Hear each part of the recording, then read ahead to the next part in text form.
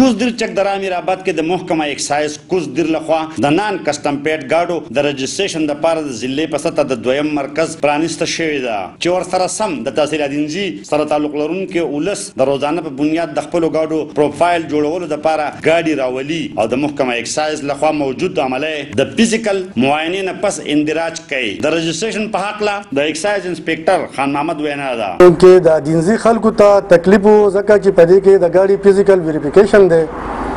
نو دوی به خپل ګاډی تیمرګري ته راوستو هلته کې به فزیکل ویریفای کېدو او د هغې نه پس پر د پروفایلینګ کېدو.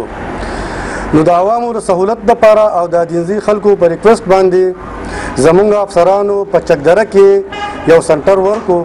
چې د پرون نه مونږ په چکدرې کې د NCP ګاډو پروفایلینګ شروع کړی دی او تر اوسه پورې روان دی. ډیر مرګري راغلل هغوی د ګاډو پروفایلینګ وشو ځینې را روان دي او داسې قسم له هېڅ قسم مطلب خدشات نشته دی. ځینې مرګري دا سوال هم کوي چې یاره دا پروفایلینګ د دې دپاره کیږي چې د دې ګاډو ډیټا ټوله راغونډ شي او بیا په هر سړي پسې کور ته ځي او د هغه نه به د ګاډي کسټم کوي یا به چې ګاډی نیسي. داسې قسم له هېڅ قسم خدشات نشته دی. دا خو صرف مطلب دا دی چې لکه په دې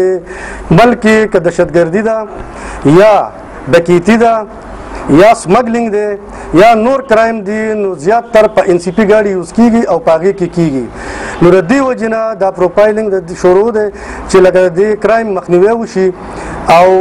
د ګاډي د دغه پته ولګي چې یاره لکه دا ګاډی چې دی نو دا د چا په نوم دی دا ګاډی د چا سره دی د چیسس نه به هم ټریس کیږي د نوم نه به هم ټریس کیږي د شناختی کارت نمبر نه به هم ټریس کیږي او د موبایل نمبر نه به هم ټریس کیږي. کم از کم د یو ګاډي به مالک پیدا شي. د دې نه مخکې خو NCP ګاډی داسې و لکه د هغې هېڅ قسم مالک نه و چې چا په چابي تاو کړل نو دا ګاډی به د هغه و. اوس به کم از کم د دې ګاډي مالک پیدا شي چې چا په نوم باندې د دې پروفایلینګ وشو هغه د دې مالک شو نو کم از کم دا کرایم به لږ کم شي او که څوک پر که په دې کې څه کرایم کوي هم نو دا پته به ورته وایي چې یاره لکه د دې د پلانکي سړی مالک دی. د ګاډي د پروفایلینګ چې کوم شروع دی دا فری اف کاسټ دی. د دې هېڅ قسم فیس نشته دی. هر څه مطلب دی چې اکسایز ډپارټمنټ په خپل تور باندې کوي. صرف یو شناختی کارت پکار دی د ګاډي پریزنټي پکار ده چې د هغې فزیکل ویریفیکیشن وشي او د هغې سره یو افیډیویټ دی.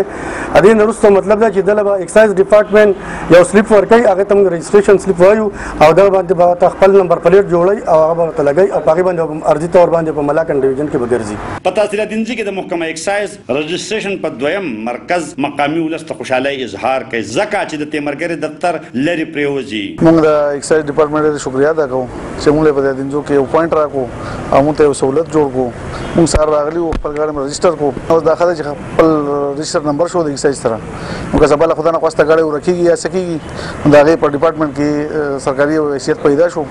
او نو را روان وخت لپاره زموږ لپاره ډېر ښه دغه دی. په کوزدر کې د نان کسټم پیډ ګاډو چې نوی نوم ورته نان ډیوټي پیډ ګاډي ورکړی شوی دی رجسټریشن ته مقامي ولس اوس هم د شک په نظر ګوري خو د ذمهدارو وینا ده چې د ولس شک ابس دی. د ملاکنډ ډویژن د نورو برخو په شان په کوزدر کې هم د نان کسټم پیډ ګاډو پروفایلینګ شروع شوی رجسټریشن شروع شوی دی چې تر اوسه پورې پکې د 1100 نه زیات ګاډي رجسټرډ شوي دي. محمد اسرار خیبر نیوز چکدره کوزدر.